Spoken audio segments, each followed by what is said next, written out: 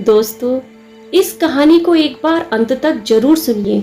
इस कहानी से आपको एक बहुत बड़ी सीख जरूर मिलेगी। अनीता कॉलेज छोड़ चुकी थी और एक दिन वो किसी मॉल में कुछ सामान खरीदने के लिए गई। तभी वहां उसे एक कॉलेज का पुराना दोस्त दिनेश मिल गया। तो दिनेश ने अनीता से कहा, ओह हेलो अनीता, तुम कैसी हो? कॉलेज छोड़ने के बाद हम सभी दोस्तों को भूल ही गई। तभी अनीता ने थोड़ा शर्माते हुए कहा कि नहीं दिनेश, दरअसल मैं किसी को भी नहीं भूली। बस बात यह है कि मुझे टाइम ही नहीं मिलता।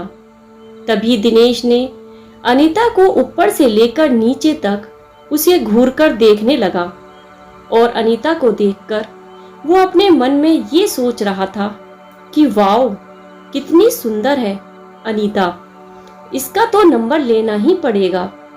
वैसे अनीता शुरू से ही बहुत ही भोली भाली लड़की थी और ये बात दिनेश जानता था। और दिनेश कॉलेज टाइम से ही बहुत ही फ्रॉड लड़का था। लेकिन ये बात अनीता को बिल्कुल भी नहीं मालूम थी। तभी दिनेश ने अनीता से कहा कि अनीता चलो एक कप कॉफी पीते हैं। तो अनीता ने मना किया, लेकिन दिनेश ने कहा कि यार पता नहीं फिर हम कब मिलेंगे, चलो ना यार। तब दिनेश उसका हाथ पकड़कर कॉफी पिलाने ले गया और अनीता मना ही नहीं कर पाई। तभी दोनों ने कॉफी भी पी ली। फिर अनीता जाने लगी। लेकिन दिनेश ने अनीता से बड़ी ही चालाकी से उसका नंबर भी मांग लिया और अनीता ने दिनेश को अपना नंबर न जाने कैसे और क्यों दे दिया। तब अनीता ने कहा कि दिनेश, अब मैं चलती हूँ, शायद मुझे बहुत देर हो गई है, घर पर सब मेरी राह देख रहे होंगे। तो दिनेश ने फिर से अनीता का हाथ पकड़कर कहा, अरे यार प्लीज अनीता, रुको तो सही, इतने दिनों में हम मिले हैं, 5 मिनट और रुक जाओ। बस अच्छा ये बताओ कि तुम्हारा अब तक कोई बॉयफ्रेंड है या नहीं, या अभी तक तुम यूं ही शर्माती रहती हो? तो अनीता ने दिनेश से कहा कि नहीं दिनेश, मेरा कोई भी बॉयफ्रेंड नहीं है। तभी दिनेश ने चांस मारते हुए उससे कहा, अरे अनीता, तुम तो इतनी ज्यादा खूबसूरत हो, फिर भी तुम्हें आज तक किसी ने भी प्रपोज क्यों नहीं किया? इस बात से अनीता थोड़ा उदास हो गई।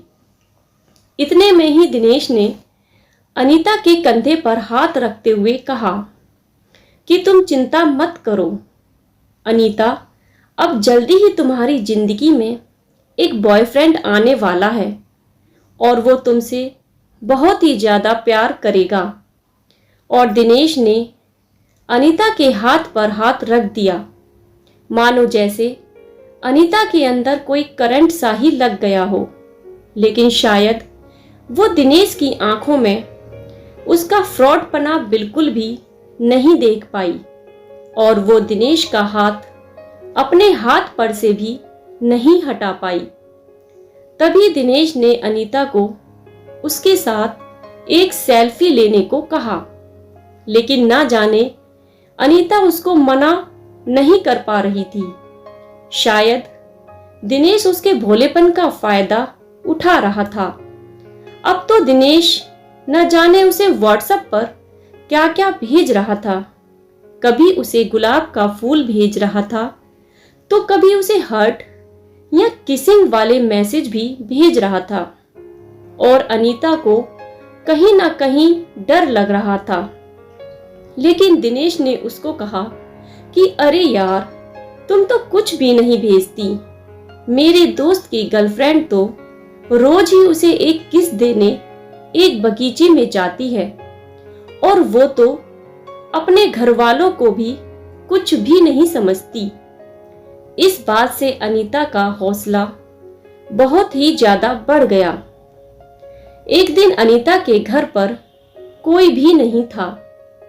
इस बात का दिनेश को पता लग गया तो वो अचानक से ही उसके घर पर आ गया। इस बात से अनीता बहुत ही ज्यादा डर गई, लेकिन वो तो जबरदस्ती ही अनीता के घर आकर बैठ गया और उसके यहाँ वहां हाथ लगाने लगा। और जब अनीता ने उसे रोकना चाहा तो दिनेश ने उसे आई लव यू कह दिया। अब अनीता उसे रोक ही नहीं पा रही थी, क्योंकि उसे पहली बार किसी ने लव यू कहा था। मगर उसे दिनेश के अंदर का दरिंदा बिल्कुल भी नजर नहीं आ रहा था। अब दिनेश को अनीता ने जाने को कहा, लेकिन दिनेश जाने के बदले में उससे एक किस मांगने लगा और उसने उसकी ना जाने कितनी किस ले ली।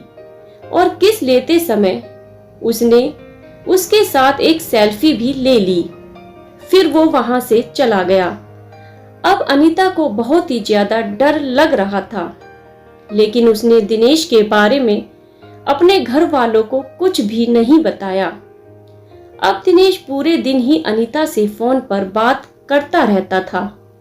एक बार दिनेश ने अनीता को एक होटल में आने को कहा, लेकिन अनीता ने उससे कहा कि दिनेश, तुम मुझसे एक बार शादी कर लो, फिर चाहे तुम मुझे कहीं पर भी घुमाने ले चलो। लेकिन फिर दिनेश ने जिद करते हुए कहा कि नहीं अनीता, मैं तुमसे बहुत प्यार करता हूं और फिर एक दिन शादी भी कर ही लूंगा, तो फिर तुम्हें सिर्फ एक बार होटल में मेरे साथ चलने में क्या हर्ज है। तब अनीता ने कहा कि दिनेश, शादी से पहले यह सब करना गलत होगा। तभी दिनेश ने बड़ी ही चालाकी से उससे कहा कि चलो अनीता, मैं तुम्हारे साथ कुछ भी गलत नहीं करूंगा, लेकिन बस एक बार तुम मुझसे मिलने होटल में आ जाओ और 10 मिनट मुझसे बात करके चली जाना। अब अनीता उसकी बहकी बातों में आ गई और उसने होटल में आने के लिए दिनेश को हाँ कह दिया। और उसने अपने घर वालों को भी इस बारे में कुछ भी नहीं बताया। वो दिनेश के पास उस होटल में पहुंच गई और जैसे ही अनीता वहां गई तो दिनेश ने उसे एक कोल्ड ड्रिंक में नशे की दवा मिलाकर पिला दी और अब धीरे धीरे उसे नशा होने लगा।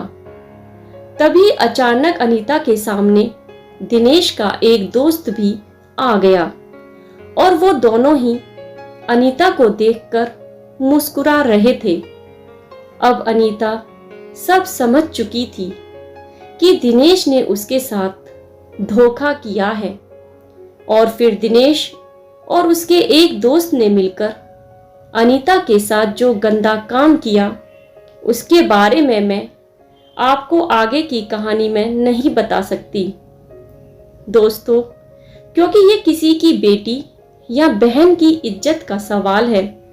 लेकिन ये कहानी मैंने आपको इसलिए सुनाई है क्योंकि अनीता जैसी ही मेरी बहनें बार बार ऐसी ही गलती का शिकार होती हैं।